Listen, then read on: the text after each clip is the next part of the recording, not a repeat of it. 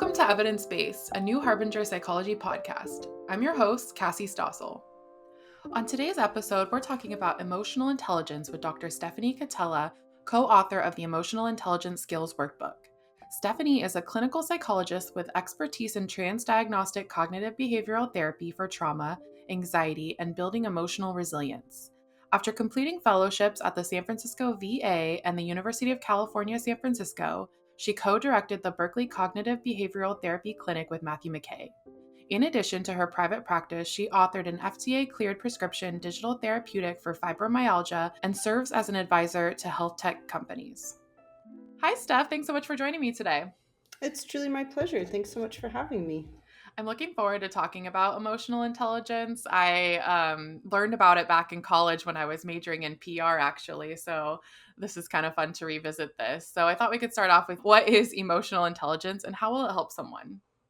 Yeah, great question. So, emotional intelligence is a subset of skills. So, there's really three components that I like to describe it as containing. So, one is the ability to experience and accept our emotions, two is the ability to manage our emotions when they get overwhelming. And then, third is to be able to communicate effectively with others despite the presence of strong emotions. Yeah. And why are these such good skills to have? I think these are really required social skills. We're a social species and we're meant to be in connection. And there's so many ways that we can get distracted or disconnected, whether like internal factors like the strength of our emotions or external factors like distractions like tech, for example, etc. And so it's just so easy to get disconnected. And when we get disconnected, we're more likely to miscommunicate, misunderstand, ruptures can be caused. And so emotional intelligence really helps us stay in the moment with our own experience, but also stay in the moment with the person we're interacting with so that we can have really healthy, effective interactions and really facilitate healthy relationships. Yeah. And in the book, you talk about emotional hijacking. Can you talk about what that is and what are some problems with this and how is emotional intelligence the solution? Yeah, great question. So, emotional hijacking, some therapists refer to this as emotion dysregulation, but I prefer the term emotional hijacking. It's when we get completely consumed by the strength of an emotion. It's just overwhelmed our system, it's overwhelmed the nervous system, and we can't really think or see outside of it. So, it tends to be very consuming and really narrow our focus. And the reason it can be problematic is because when it happens in an interaction, we're disconnected from the person. And sometimes when our emotions are really strong, they come with sometimes sneaky messages that aren't particularly helpful. So when we're emotionally hijacked is when we tend to do and say things that we regret the most. And so that's what I mean, that sometimes those emotions are a little bit deceptive. They might seem like they're telling us to do the right thing at the right time, but then on reflection later, we realize, oh, actually, I didn't need to say X, Y, or Z, or I could have said that more effectively.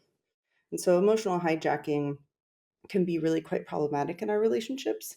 And emotional intelligence helps us notice when we're getting hijacked and teaches us how do we manage these emotions so they don't consume us and so that we can stay in connection and be effective when we're interacting with others.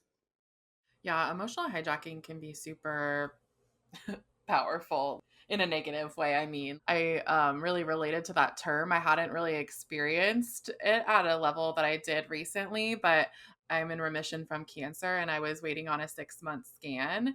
And they send you the results without like telling you what they mean or anything. And for like 2 days, like no one could literally speak to me because I was so worked up in my body. You know, everyone wants to like comfort you and like I'm lashing out at people. I'm being mean. I'm being really negative. And it literally did feel like this hijacking. It felt like I was like clawing to get out and I had to keep being negative. Nothing else would do. So I really related to that terminology. Like it is very all consuming. It really is, and that's such a great example of it and how it can be so prolonged. And the body likes to be in a state of homeostasis. So sometimes once we're in that state, it's actually easier for us to just maintain that state than get out of it. And that's also why it can be so problematic because it's not just consuming and taking a toll on us, but it affects the people around us. Yeah. And when you're in that, elevated state, like we can go back to my example, during that, I didn't feel like I was able to sort of step back and realize what was happening. How can we sort of in the moment of an emotional hijacking be self-aware enough to like step back and sort of read between the lines of what you're actually feeling and how to move forward through that? Yeah, definitely. Such a crucial skill. Oftentimes people want to learn first how to do it in the moment that it's happening, but that's actually when it's hardest to learn the skills. So actually what I like to teach people is what are the skills and practice them when you're not emotionally hijacked, and then see if you can actually do it in a state of provoking a little bit of emotion. So maybe if you thought of it from a 0 to 10 scale, if the emotional intensity at its most is a 10, try to provoke a 5 and then practice skills of emotion regulation. So you could do self-soothing, you could do radical acceptance. There's a variety of different skills, and you really have to play around and experiment with what's going to work for you, because when we're emotionally hijacked is when we tend to be the least skilled. So the practice would be learning skills to manage those emotions. And emotion surfing is a huge one for this. And then once you've practiced it over and over again and you've really begun to build confidence that you can access those skills, then you can start to practice them at higher levels of emotional intensity. So around like a 7 out of 10, etc. And then you're actually ready to do it in the moment. If people first start to learn how to use these skills in the heat of emotional hijacking, it can usually feel like a failure experience because it is so profoundly consuming. It's really hard to learn anything new. And I would argue, I don't think we can learn anything new when we're in that state. It's a really primal state to be in. What you're describing feels like building that muscle, your like emotional intelligence muscle. Exactly. Exactly. A concept that I had never heard of before I read the book is emotional gifting. Can you talk about what that is and how does it help shift our perspective during a conversation? So, emotional gifting is this pleasurable feeling that we can leave people with after an interaction with us. So sometimes it's a surprise feeling that we get from someone else after we've maybe anticipated it being a challenging conversation. And then we leave feeling, oh, they heard us, or oh, we found a resolution. That's an example of emotional gifting. And so ahead of a challenging conversation, I like to encourage people to think of what's the emotional gift you want to provide the other person. Do you want to show them that you are willing to negotiate, or that you're able to compromise with them, or that they feel heard by you? And so it can be helpful to really think of it in advance, because it not only allows us to be more effective ahead of a challenging conversation, because then we are kind of priming ourselves with the skills we want to use, but it usually allows a lot of us to honor our values during those interactions, because it allows us to think about, how do I want to be? How do I want to show up? And then last thing, the other aspect of emotional gifting that can be so important is if we go into interactions and we aren't using our skills, and we do that repeatedly with the same person, we tend to actually do the opposite of emotional gifting. People tend to kind of want to avoid us. They retreat from us, right? Or they feel like they're walking on eggshells around us. That's the opposite of an emotional gift. And so really what we want to do is provide a space where people see that I am someone you can talk to about this. You can come to me with something difficult, or we can have challenging conversations together. I'm not someone that you have to avoid. So that's another benefit of thinking about what's the emotional gift ahead of the challenging conversation, so we can focus on providing that. So, if you're preparing for a hard conversation, it's basically thinking about sort of the way you want to leave it. Like if I want to go in and say you're giving me a review, if you wanted to give me like leaving feeling like, oh, I have a path to growth, like I feel heard and valued here, like would that be the emotional gift you would come into our intention with or our conversation with? Exactly. That's such a great example, because performance review conversations are uncomfortable, usually for both people, and for good reason. And so, yes, the emotional gift could be, I want to make sure that you know what I see as your strengths. I want to make sure you know what I see as your areas for growth. And that way, the gift really is being supportive, rather than it feeling like it's just delivering information in a way that's actually not constructive. Yeah, that makes a lot of sense. And I just like the terminology emotional gifting. I think that's a really cool concept. So, what is the difference between reacting and responding?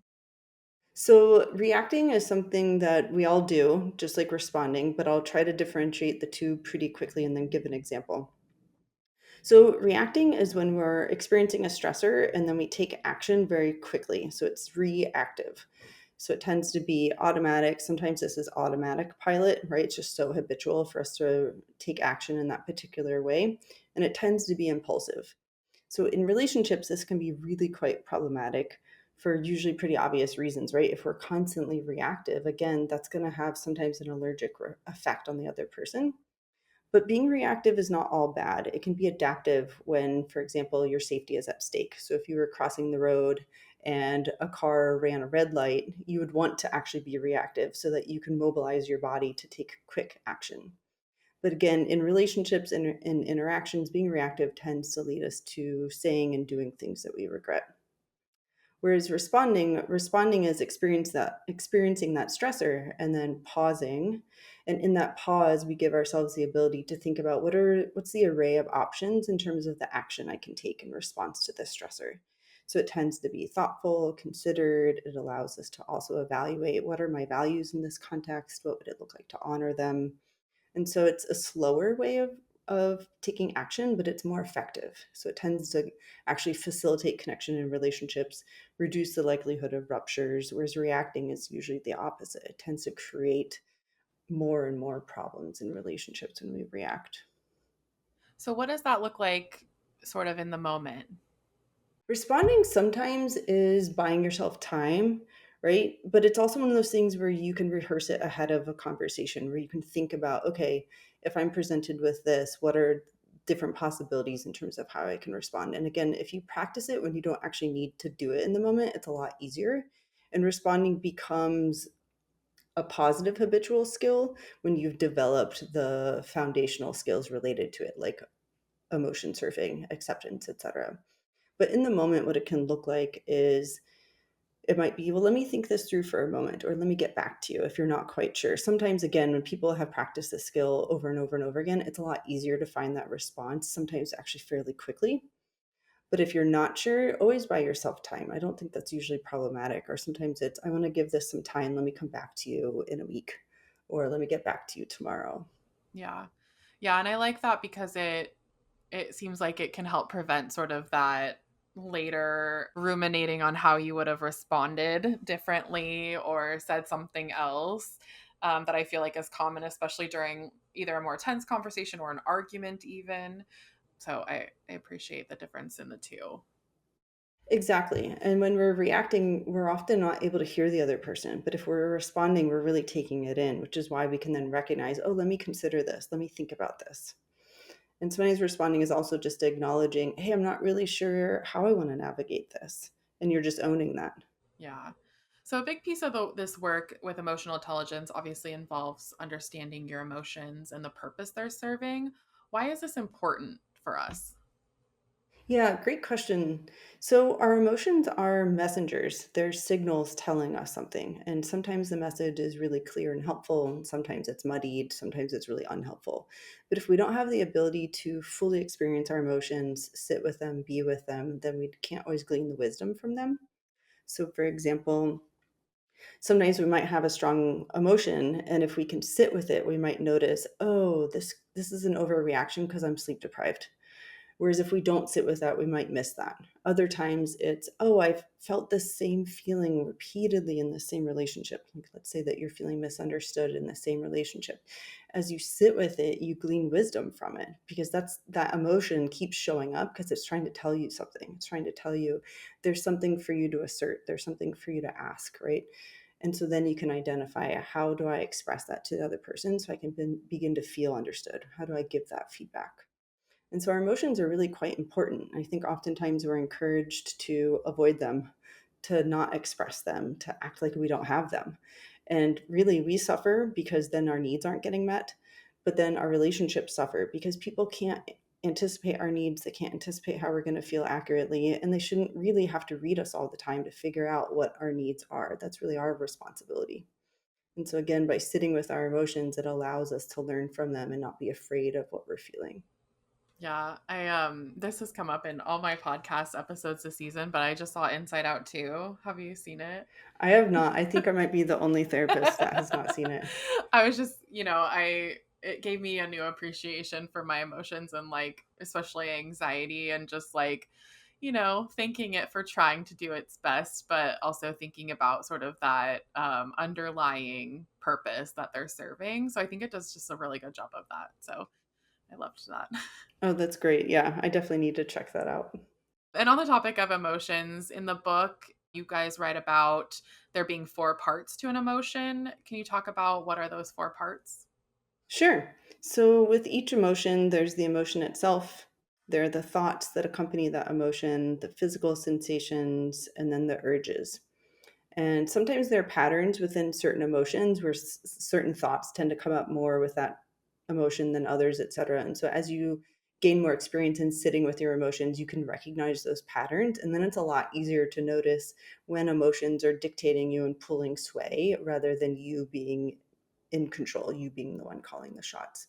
So sitting with those four parts is really quite crucial.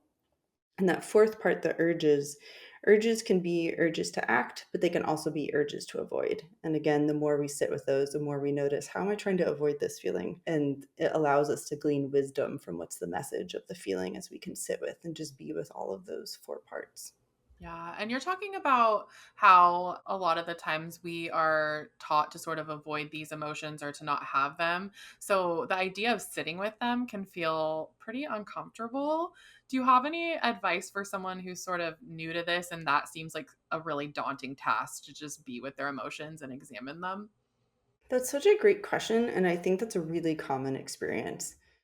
So the way that I would do it is kind of similar to what I was describing earlier. If you think of from 0 to 10, emotional intensity of 10 being the highest, see if you can provoke discomfort from a lower emotion. So maybe even starting at a 2 or 3, something that might seem mild. But again, when this is new, that might not feel that mild.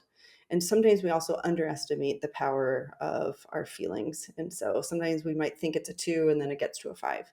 So I'd actually start small. So don't aim to be too ambitious in the beginning. And you can provoke it by just reflecting on past times of distress. So if you know there's a particular emotion that's difficult for you to sit with, maybe start with one that's not as hard to sit with and aim for it around a 2 out of 10. And a way to do that is to go back to past memories and visualize it, really immerse yourself back into that memory, really see it, feel it, see if you can even remember what it smelled like or what the sights were around you, etc. Really try to get all of your senses activated. And then once that emotion is around a 2 out of 10, then just sit with those four parts of the emotion and you can go through them somewhat sequentially. So see if you can name the emotion, identify the thoughts, notice the urge, notice the physical sensations, and then you just keep cycling through that and just sit with it. And typically what happens as you sit with it is that number, like let's say again it started at a 2, that number might fluctuate a little bit, but typically you'll know you're done emotion surfing when the emotion dissipates in intensity. And so what we're talking about, you said, is surfing your emotions. What can get in the way of this? Yeah, great question. There's so many things that could get in the way of this, and I think Matt and I, my co-author, could talk about this quite a lot. So there are some assessments, for example, that measure anywhere between 12 to 16 of what we call maladaptive coping mechanisms. And really what we mean by this are ways that humans are very clever at avoiding what they feel. So really common examples of emotion avoidance are worry. So we're thinking ahead, so we're not feeling what we're feeling in the moment. We're trying to actually avoid the uncertainty and avoid the anxiety by trying to plan, strategize, etc. Or rumination is a way also to avoid current feelings. All of these tend to not only be ineffective, but they tend to really perpetuate the emotions because we're teaching ourselves, I'm afraid of this, I can't feel this. But the reality is we can, and that's what emotion surfing does, is helps us learn and develop confidence in our ability to sit with those feelings. Man, you're in my brain with those two examples of rumination and worry because that's like my default setting these days, I feel like. I think that's so common. The brain has a really hard time sitting still. There's sometimes why in Buddhist circles they describe it as like monkey brain. It's just like monkeys jumping all over the branches, and that's what the brain can feel like. It's just going in so many different directions. Yeah, definitely the queen of what if over here. So I actually saw these really nice, like sounding, with like some good music, these TikToks where it's like, what if? And then it's like, what if everything goes well? And it like tries to do like the reverse of what your chatter is saying. And I really like those. That's great. I love that because that's not what we think of. And I think that's also where We say sometimes in acceptance and commitment therapy, your brain is sometimes your best friend, but also your worst enemy, because the brain is primed to fixate on the negative to attempt to protect us, but it tends to be overprotective and it tends to overestimate risk. And so we get stuck in thinking that all this what if and worrying is actually adaptive for us and helpful when it isn't. Yeah, and it just ruins the now, worrying about what has or hasn't happened yet. Exactly. Exactly. We'll be right back after this short break. I'm Dr. Lindsay Gibson, author of Adult Children of Emotionally Immature Parents. Growing up with emotionally immature parents can affect their adult children in several ways. Most of all, it affects the child's ability to trust themselves as adults and to see themselves as people of value who have healthy entitlements to respect and their own individuality. So join me on this adventure of self-discovery. For more details, go to adultchildrencourse.com. New Harbinger online courses, self-help for everyone. You mentioned acceptance and commitment therapy, which values are, such a key component of that. Why are values so important to emotional intelligence? Yeah, great question. So, a really core tenet of emotional intelligence is assertiveness. And I found that often in emotional intelligence trainings or assertiveness trainings, or even when people would speak about it, it wasn't really taking into account what each person's values were. And we really have to be true to ourselves. So, we might learn, for example, how to assert ourselves, but then how do we know when and how do we know how? And that's really where values come in. So values are our compass in terms of how we want to be in the world, what we want to stand for. And so rather than just thinking of assertiveness as, okay, I learned assertiveness and now I can apply it in all situations, our values really help us tailor where does it make most sense for us to assert ourselves? Because there's some things where maybe we don't actually feel the need to assert ourselves. Maybe it seems more appropriate to just kind of sit back and be a listener in a particular meeting rather than the one who's always speaking up. And so sometimes it's actually more adaptive to be really quite thoughtful about how we're applying assertiveness rather than thinking that it has to be applied in all contexts at all times, which can put a lot of pressure on us. And so I'd like to use values as that filter in terms of helping us figure out where is it most meaningful for me to assert? What do I really care most deeply about? What's the most important thing for me to express? And that's how we can use values to inform an emotionally intelligent interaction. Yeah, and what is the key difference between emotion-driven behaviors and values-based action? So this comes back to reacting versus responding. So emotion driven behaviors are when we are being reactive because we're emotionally hijacked. And so we're taking actions that are based off of the strength of our emotions, not necessarily based off of what is contextually appropriate, what would our values tell us to do. Again, it tends to be so impulsive and so quick that emotion driven behaviors tend to get us in a lot of trouble in relationships and in interactions. Whereas values based actions are responsive. So they're, again, you're responding to a situation using your values to inform how. So it tends to be thoughtful, considered, and values guided rather than something that's reactive and consuming and taking us over. Can you give us an example of how, we can pick a specific value in this example of how it would play out in an interaction? So, if we use an emotion like anger, that can be pretty consuming. Anger tends to really lead to a lot of emotion driven actions. So, for example, if you were experiencing anger in an interaction, there's usually a deeper emotion beneath that. But when we're engaging in emotion driven behaviors, didn't give ourselves the space to see that there's an underlying emotion underneath the anger. So, for example, if you were engaging in emotion driven behavior in an interaction when you're angry, you might lash out, you might yell, you might walk off, right? Slam a door, etc. But if we take that same example and you're doing a values based action, you would probably recognize because you took that pause, right? Let me sit and feel this, like, okay, this feels big. And so you might even say that in the interaction, like, oh, okay, I'm feeling really strong emotions. Let me sit with this for a moment. And then in that, you can discover usually what's underneath the anger. So, this is where that emotion surfing and values based action can really come into play together. And again, if you can't do that in the moment, the other values based action might be, hey, I kind of need to pause. I don't want to end up saying and doing something I regret. Can I can I go take 20 or 30 minutes and then come back to this with you? Or I'm not sure how to respond. Can I come back to this with you tomorrow? Right? Depends on the context, of course. But that's how it can look so different when it's a values-based action versus emotion-driven behavior.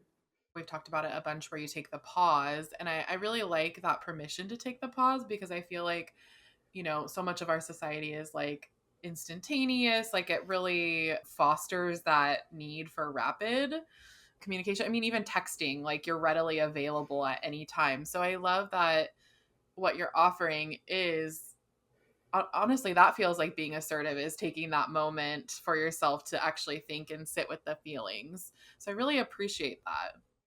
Exactly. You just nailed it. That's how it all comes together, right? Like emotional intelligence all in one piece, the values-based action, the assertiveness, sitting with the emotions.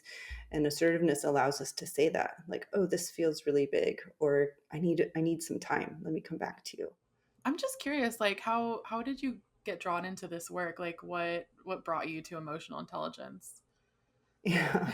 So I just noticed so often in my therapy office, as well as outside of it, how hard it is for a lot of people to assert themselves. And I started to look at, well, why is that? And I became really curious. And a lot of what it is difficulty feeling those feelings. And so then those feelings consume us and it comes out in either aggressive communication or passive aggressive, or sometimes passive, where people aren't even fully aware of what they're feeling, but they're afraid of the interaction or they're afraid to ask what they need, and they lose sight of then what their needs are. And I just found that this was such a prolific challenge. Kept seeing it play out personally and professionally. And then I also see it play out in a lot of business contexts.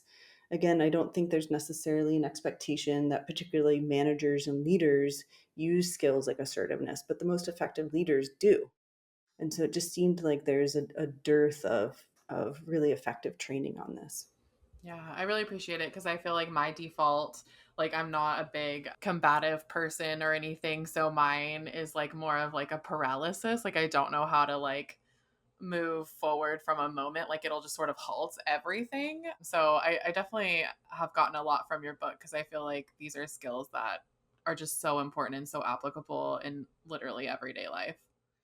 Oh, that's so great to hear. I'm glad that it's been helpful to you. And I think there's so many situations in which certain groups of people are socialized not to say anything, where they are kind of socialized not to speak up. And there's so many layers to it. But I like to tell people that those rules weren't necessarily made for us, so we don't have to follow them. I love And they're that. really ineffective. They're profoundly ineffective. We suffer over and over and over again when we don't assert ourselves.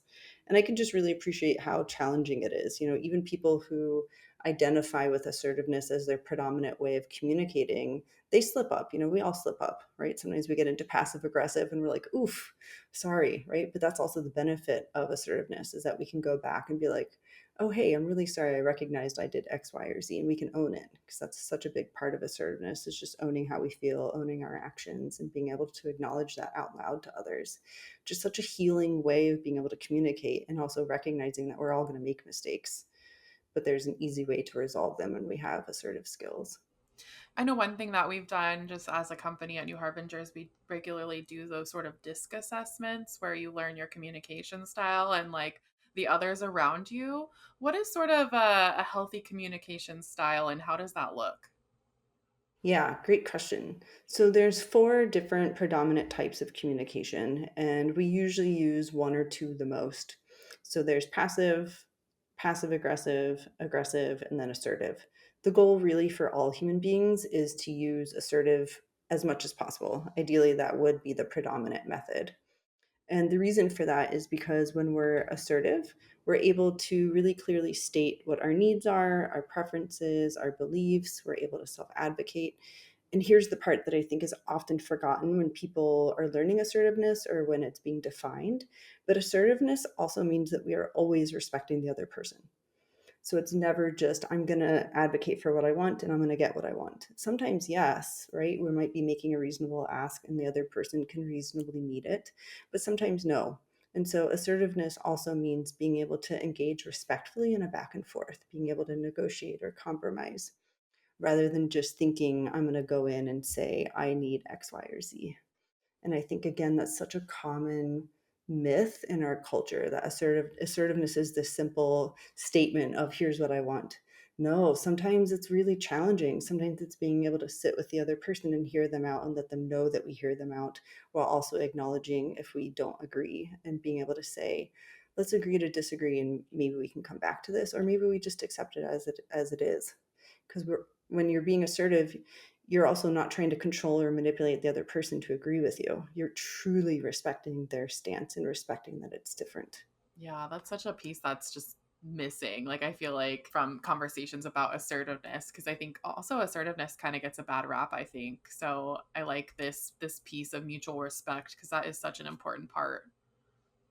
For sure. And yeah, when it gets a bad rap, I think that's because people are confusing assertiveness with aggressive. Aggressive communication does not respect the other person. Aggressive communication is dominant so that they can get whatever they want. That's not assertiveness. Assertiveness is not, I'm going to get whatever I want. Assertiveness is, I can say what I think or what I feel or what I need, and then receive what the other person says, and then we'll figure it out. So wrapping this all together, sort of at the end of the book, you talk about being attuned. What does it mean to be attuned? Yeah, so being attuned is communicating to the other person, I'm with you in this moment. And it's a way of letting the other person know that your full attention is provided to them. So we're not distracted. We're not kind of watching the birds fly off in the distance or picking up our phone when a text goes off, etc. We're communicating quite the opposite. So it's almost like mindfulness being applied in relationship, in the interaction. And sometimes I like to describe it as similar to improv comedy, if you've ever watched that.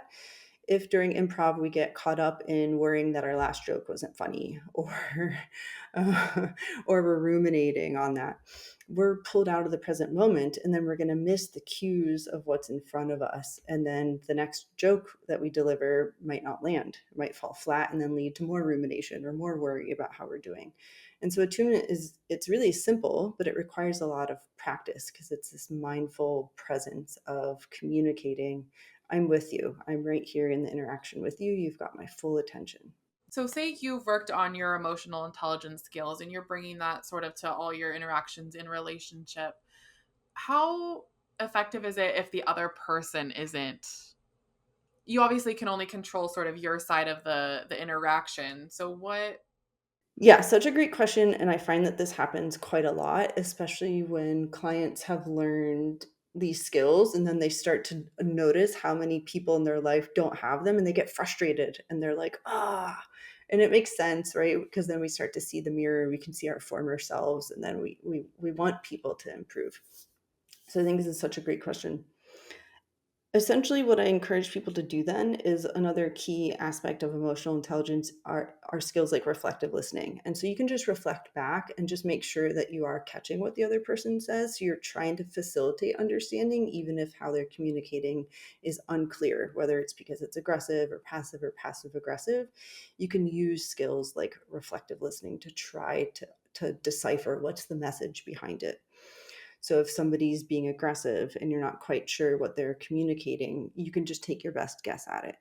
And then the other thing is, if you've tried and tried and you really can't get clarity, you can use assertiveness to say, hey, I really want to understand what you're saying, but I'm having a hard time. Can we come back to this when our emotions aren't so elevated? And I used the words our emotions instead of your emotions, because that would be aggressive to be like, when your emotions aren't so high feels judgy.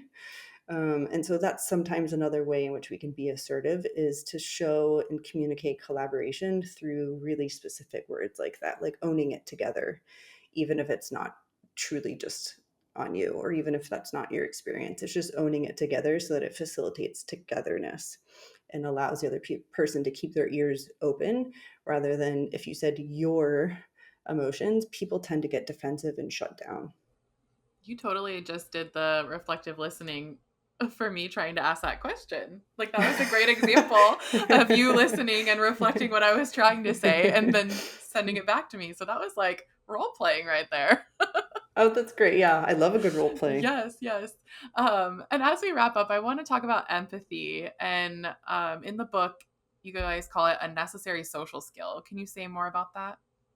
Yes. So it was really important to Matt and I that we don't just talk about empathy, but actually, more importantly, we talked about empathy expression.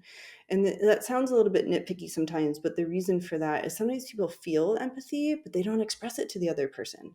And then there's this big missed opportunity. And so sometimes when somebody feels empathy, but we don't know it, because it wasn't expressed, we leave feeling like, oh, this is aloof, or maybe they were cold, or did they understand my experience, or I didn't feel heard, right? Something's amiss. And so when we don't express it, it can create misattunement, it can create misunderstandings, it can create disrepair where we're not quite sure where we stand in a relationship when we actually really need empathy expression. So even though it can feel vulnerable, it's really quite important. And so empathy is really just letting the other person know, I see your pain. I feel for you. I care for you. And it has to be expressed again. Otherwise, the other person can leave the interaction wondering, or even in the interaction, feeling misunderstood, and then they close down. And so that's why we say it's a crucial social skill. Yeah, that's so important. And Steph, as we wrap up, do you have any final thoughts for our listeners? One of the other things I really like to impress upon people is not only do we all need emotional intelligence, but it's quite teachable. The skills can be taught sequentially, so it doesn't have to be overwhelming. And then once you learn one skill set, it's a lot easier to move on to the next one. And then the idea being that, well, then you can put them all together.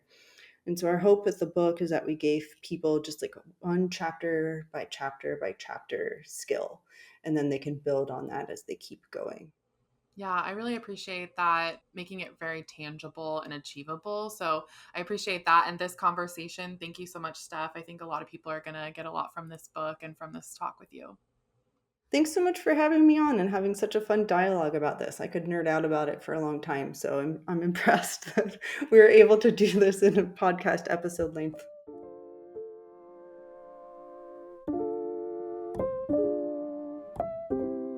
Have you ever tried to speak up for yourself in a moment of conflict and your mind suddenly goes blank?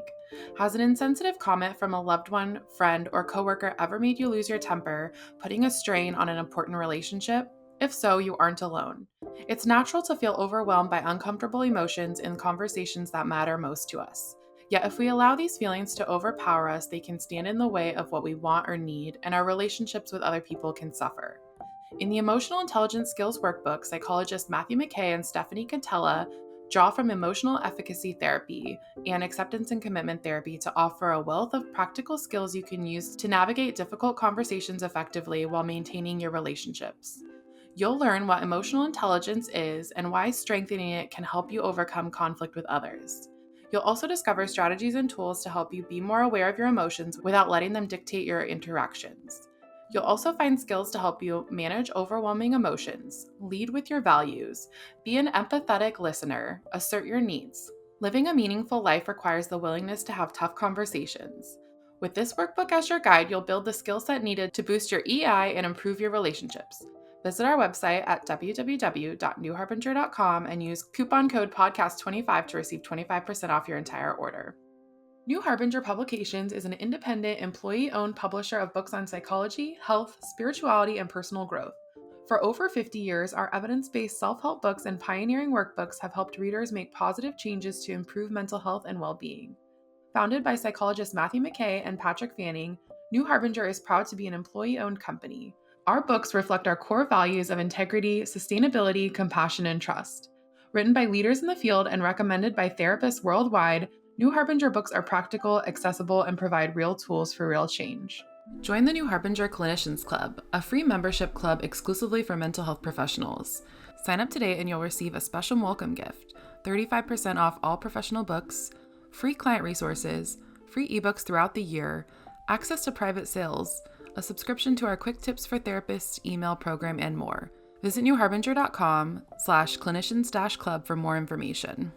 Do you have an idea for another episode? Do you want to send us a message? Our email address is podcast@newharbinger.com. We'd love to hear from you. This podcast was edited by Jesse Fancushion. If you enjoyed today's episode, we'd love if you rated, reviewed, and subscribed to the show, and we hope that you might share it with anyone who could benefit from the content. This podcast is not a substitute for counseling with a licensed provider.